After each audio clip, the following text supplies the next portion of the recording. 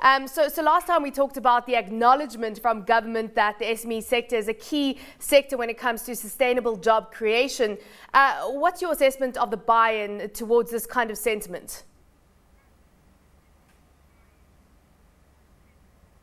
I think there's a buy-in now from all stakeholders, the public sector, government, and the local authorities and municipalities included. Of course, the private sector, particularly the corporate firms, local and the foreign-owned ones, and even from the other sectors such as academia. At the University of Namibia, there is a center that focuses on entrepreneurship. They're developing an incubation center for SMEs. The Polytech has been running in that direction for some time.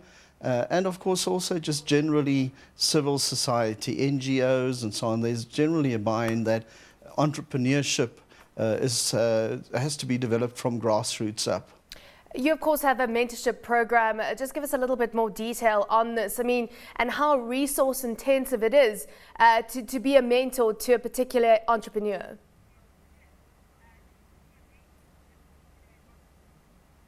Well, Namibia logistically is a very difficult country. It's huge by any standard and a relatively small population by African continental standards. So it becomes very difficult to provide such an all-inclusive or holistic service in the smaller urban areas. In the larger centers, such as the capital city, Windhoek, Walvis Bay, the bigger towns in the north, it becomes much easier. But what we've done is we have recruited and we have in place a team that operates out of 4 of the larger urban areas strategically located around the country in the south, in the town of Luderitz, north, center, and of course at the coast. And they have routine contact with SMEs because mentorship is extremely important. You've got to give that support on the spot right there, the hand-holding. So access to finance has been well addressed with the banks. There are programs in place from both the public and the private sector to help facilitate market access, access to affordable workspace. But where can the entrepreneur turn if they have that challenge? And so the program that we've put in place serves to address that. We're now taking it one step further, where we approach in the smaller towns, shall we say, the senior citizens, the retired bank managers, those who've been in managerial positions in firms, and asking them if they wouldn't play a voluntary role there so that we can actually get wider coverage around the country. And of course, increase that network. Talk to us about the entrepreneurial drive in Namibia, because you have the Global Entrepreneurship Monitor, it's also known as GEMS, and rated South Africa very low when it comes to entrepreneurship drive in the country. Is it the same kind of thing happening in Namibia, or do you find that Namibians have more appetite to go out there and start their own businesses?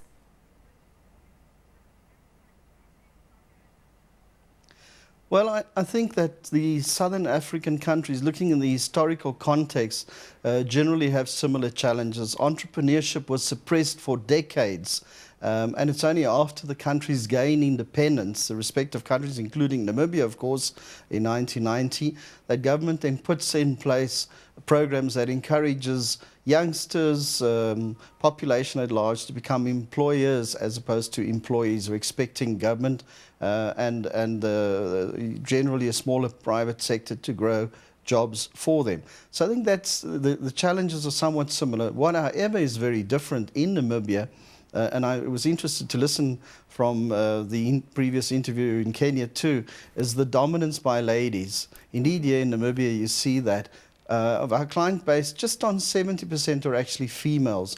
So they seem to have the discipline, the drive, the enthusiasm.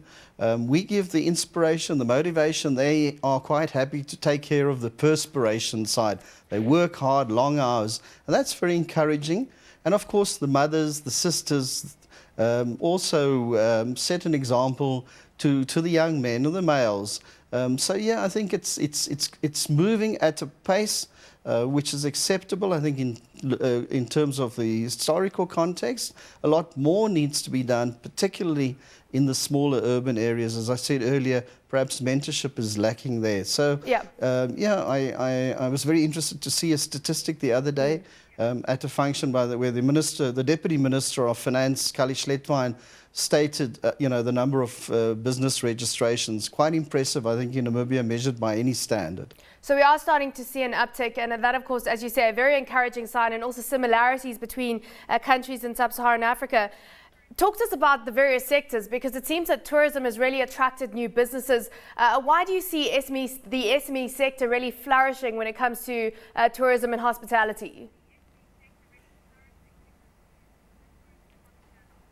I think it's because of the gaining of confidence. I think it was first previously seen as an area that was dominated by a certain group, also taking into consideration that a high number of tourists come from not only Western Europe, but particularly from Germany. The confidence has been gained, and it's so exciting to see that entrepreneurs now, the owners of small enterprises, are not merely carting passengers from the international airport into the city and back. They're actually now engaging in running tours around the country. Several have gone into the hospitality sector too, and restaurants. I find theme restaurants. In Kenya, you've had them for some time. South Africa, the Moyo is well known, and I think the one in Kenya is called Carnival. Those have also started up in Namibia, where the foreign visitors can actually sample the local cuisine. So it's encouraging. It's a sector that's really growing. Also, of course, helped by Namibia being very popular as a film-making destination. You've got the Hollywood stars like Charlize Theron here, and of course that also attracts attention, brings more business. Tourists follow that, and so it opens opportunities for locals. So it's excellent. The programs that Polytech are doing in the tourism sector, UNAM is also, of course, helping to attract entrepreneurs into that sector, or those particular two sectors, hospitality and tourism. Danny, thank you so much for joining us once again. Danny Meyer, Director at SMEs Compete, joining us from Windhoek.